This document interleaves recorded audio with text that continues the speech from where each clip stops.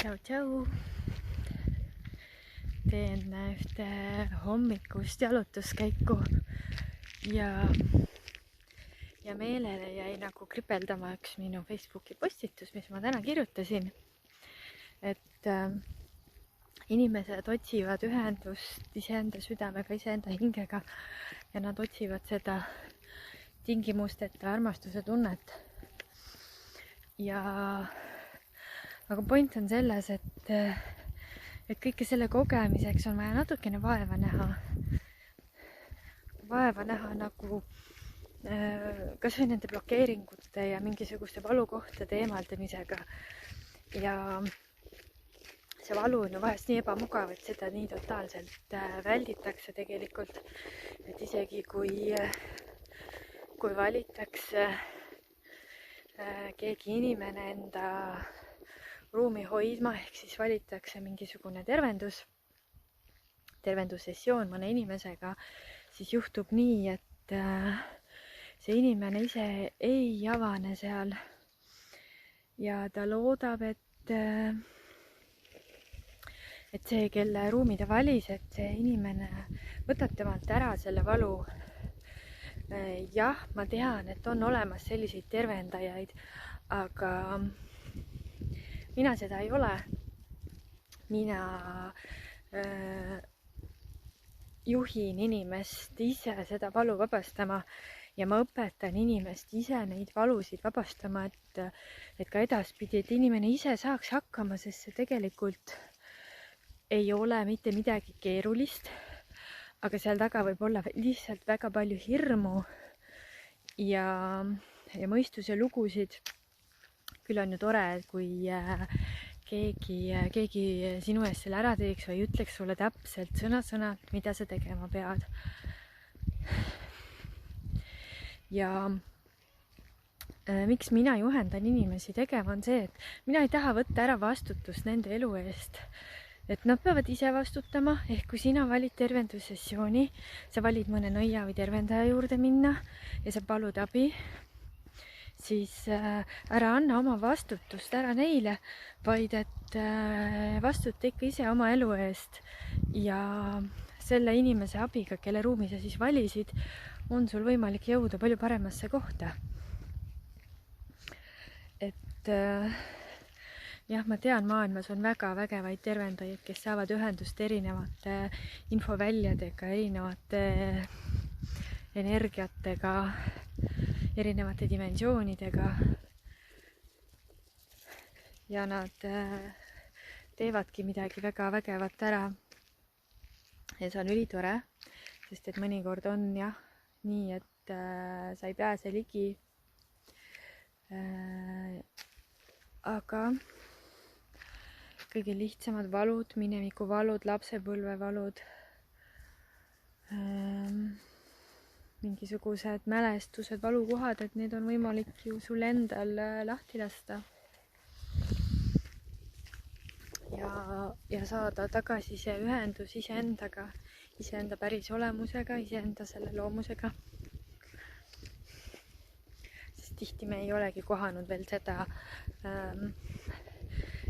inimest, kes me ise oleme. Sest et me oleme õppinud elama teiste inimeste moodi. Oleme teinud omaks teiste inimeste mõttemaailma. Ja siis ongi nii. Puhastades ära kõik see enda ümbert, ühendades lahti kõik need teiste energiad, mis sind ei teeni mitte kuidagi, tegelikult kõik, absoluutselt kõik energeetilised ühendused, mis on kellegi teiste poolt sinu välja loodud, tuleb ära puhastada alati. Et seda ei tohigi jätta.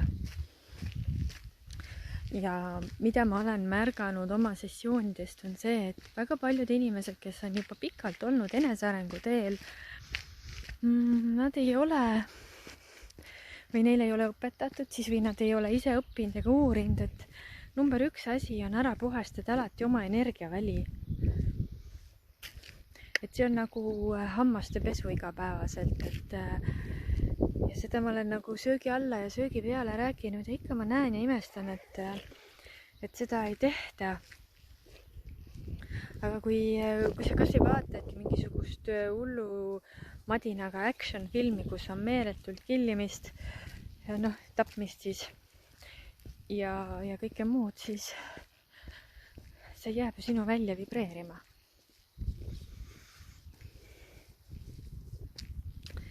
Siin on üks kalamees.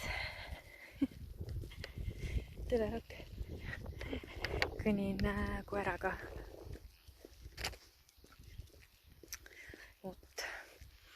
Ja mida ma sulle öelda tahan, on see, et tegelikult piisab vahest isegi lihtsalt sinu väljapuhastamisest, sinu energia väljapuhastamisest, sinu keha väljapuhastamisest, kui sa juba märkad vahet ja sa oled näiteks palju rahulikum.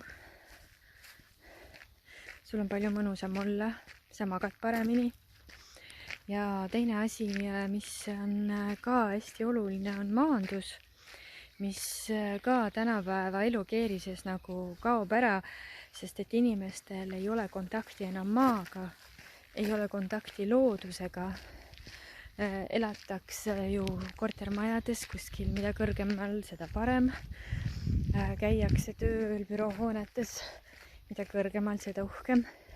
Sõidetakse autodega, loodusesse ei satuta või kui isegi kui käiakse, siis kui palju tegelikult võetakse paljajalu ja paljajalaga maa peal, võib-olla rannas siis ainult, aga rannas on ka enamus ajast plähvidega on ju, ja siis võib-olla kui vette lähed ujuma, kes üldse käib ujumas on ju.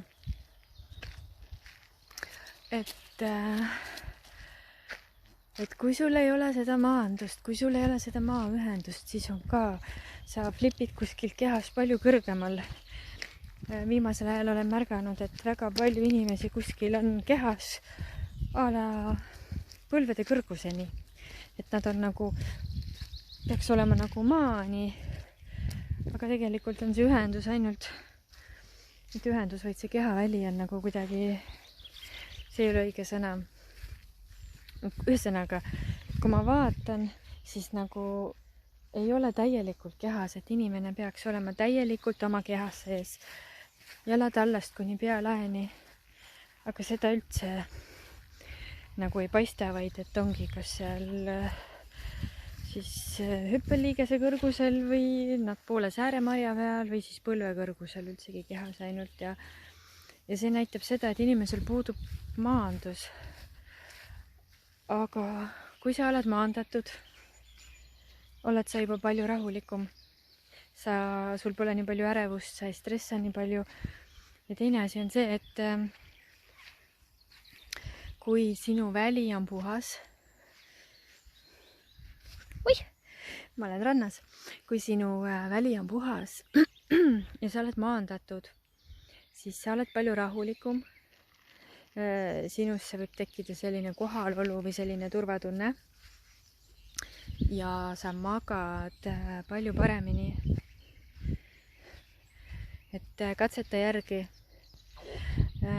Ilmselt ongi mul plaanis teha üks video, kus ma õpetan sind maandama ennast ja ma õpetan sind puhastama väga lihtsate võtetega oma energia välja.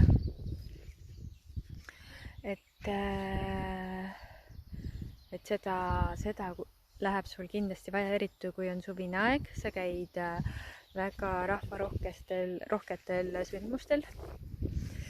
Sa suhtled palju erinevate inimestega, sa võib-olla sõidad ringi palju, et siis on oluline see, et sa puhastad. Ja väga hea meeldetuletus on see, et pesed ju 2 korda päevas hambaid, hommikul ja õhtul.